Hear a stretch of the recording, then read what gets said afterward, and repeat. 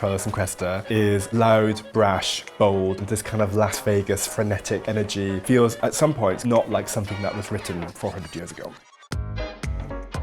The story of the Trojan War, probably one of the most epic and influential mythical stories ever. Like, it has like more spin-offs than the Marvel Universe, and that becomes the source material for Shakespeare. Homer's Iliad pitches the Greeks against the Trojans. One of the Trojan princes, Paris, went to visit King Menelaus, and he met Helen, who was Menelaus's wife. Depending on who you ask, they either fell madly in love or Paris just stole her and took her back to Troy. Menelaus was not very happy about it. The Greeks go hard at the Trojans, and that's how the war starts. So what Shakespeare does for Troilus and Cressida is that he kind of puts us in the messy middle of the war. A war which is really driven by vanity, lust, and things that are not altogether very heroic. Shakespeare is like really leaning into satire. What he's really kind of taking aim at here, a couple of things. The idea of romantic love.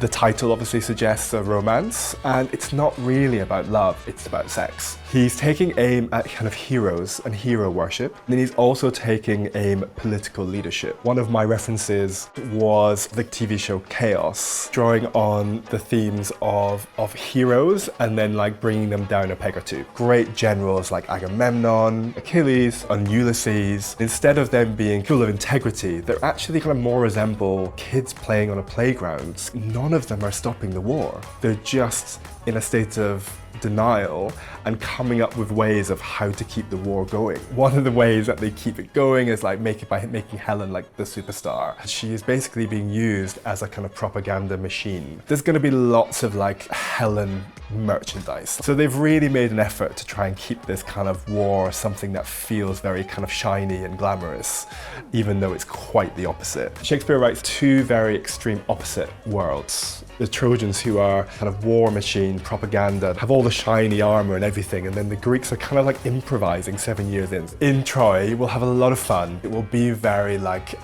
bright showgirls, this kind of Las Vegas frenetic, manic energy. Within the first 10 minutes, you're launched into a huge parade. You have songs, like it's something that is quite extreme and grotesque. And then in the Greek camp, you have this kind of wasteland of once great legends. Looking at TV shows like MASH, it's just a lot of filth and decay, basically. And I think that Troilus and Cressida is possibly like the most relevant Shakespeare play. There's just lots of elements of this world that we are familiar with. The characters that we find on stage are really extreme.